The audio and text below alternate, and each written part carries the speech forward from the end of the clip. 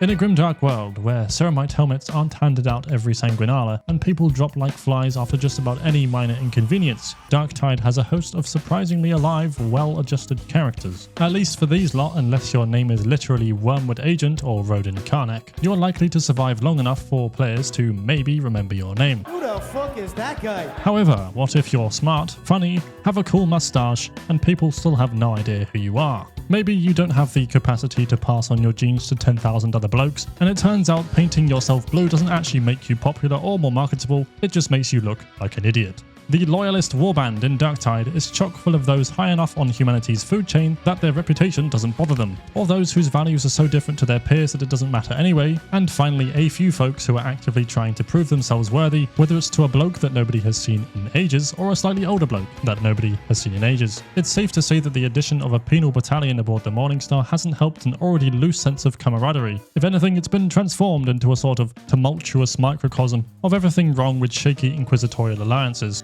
Early on as a player, you might be fooled into thinking that the level 30 cutscene grants some degree of prestige within Grendel's homemade ecosystem, until you load into a torrent mission with Zola projecting 20 years of her life drinking shit water during the briefing. You are a reject! You are a pariah! Strolls around the ship as a well-accomplished reject will have you believing otherwise, as Morningstar Voidsmen treat you like the second coming of Saint Messalina. What'll be next for the hero of Atoma? Is the hero of the hour? Hello there. They love me. So are we still rejects or not? Instead of spending 10 minutes dancing around the possibility that our characters have evolved entirely beyond the marketing of the game itself, I'm gonna have to stamp out any doubt. Yes, we still are lowly prisoners within the Inquisition, and until Ship Mistress Brahms personally descends to whisk us away into her retinue, it's going to stay like that. There's a nuance to it though, and I mostly just want to explore how different characters treat you in and out of Tertium. So before I start arguing that there have been any changes to our status based on the occasional story blog or voice lines that were written 2 years ago, just know that the characters handle you with varying degrees of spite.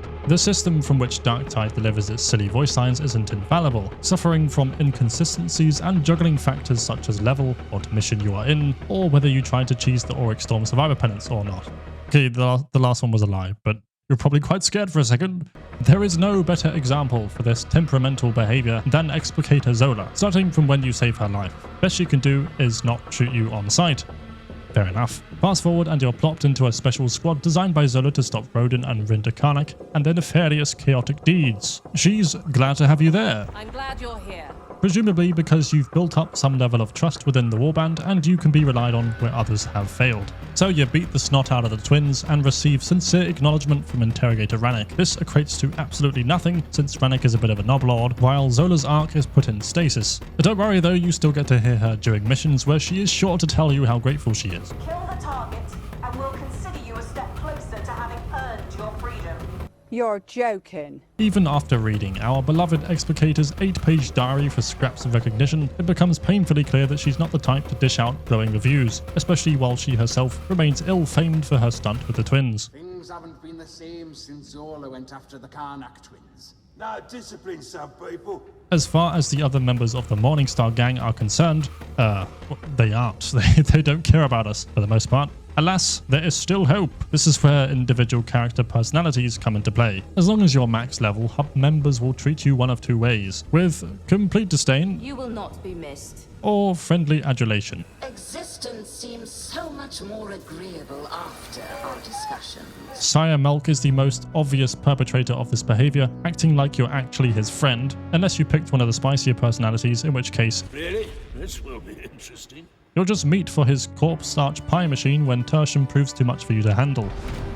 But what about folks without direct hub interactions to make things easy for me to blabber on about? It turns out you don't need someone telling you to bugger off and die every time you finish a penance if you want to find out their opinion of you. If anything, the Sergeant Major Man has the wildest change in attitude towards our merry band. Bear in mind, this is how our first meeting with Morrow went. The next step before we... Is this kind of no-opa the best we can recruit these days? I'm sure the only reason he hasn't told us he loves us or that he would like to adopt us all is because one too many Ogrins have spilt their drinks on his expensive looking coat. Oh, sorry. The residual effects of losing countless comrades to the war effort have also done a number on his temper, yet he remains relatively well composed with the rejects. It actually kind of seems like we're the only ones he gets along with. Yeah, maybe to him we're still worthless rejects, but we're his rejects. And in that sense, it feels like he has taken over Zola's original purpose, even giving us the odd tips to navigate the political nonsense aboard the Morning Star. Within this sphere, in particular, the Inquisition, so long as Grendel is off doing side quests on Atoma, Ranik holds the most authority.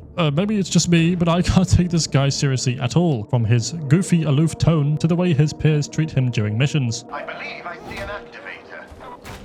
It's a pleasure to watch you work, Ivan. Fat Shark's attempts to portray him as this cold, calculating character have not gone unnoticed, and if you ignore the fact that I just happened to find his voice incredibly funny, it's apparent he's not a very nice chap. Truth, honor, justice, trust. You have earned none of these things. Even more so in the short stories dotted around Fat Shark's socials, where Ranik is heavily disliked by all that mention him. While I love the supplementary lore and I implore anyone to read it, they clearly have different writers alternating between each piece. I'm going to read out a passage from one of the more recent data scrapes to give you a good idea of what I'm trying to get at here. For now, at least, we are travelling the same way, flotsam and jetsam borne ever onward by the unrelenting tide of time.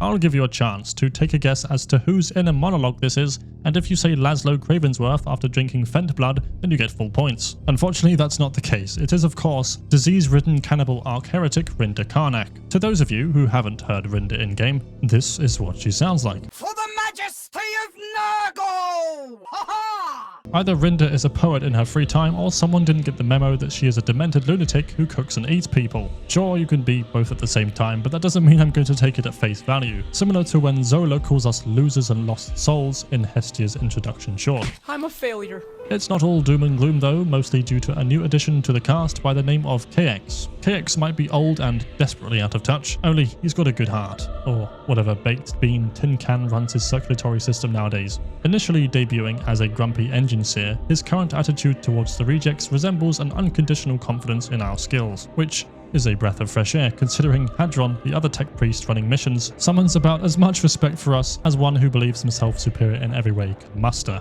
Sorry, Gran. If it's any consolation, she is warming up to us.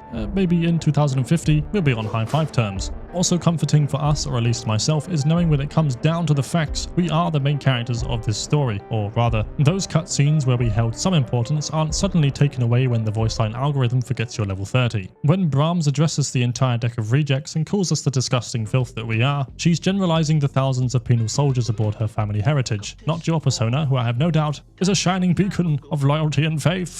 Before I run out of synonyms for the word character, I'm going to stop myself there. And while impossible, let us look forward to the day we can clap back whenever our operators tell us off for being slow. Point it at things until it goes green.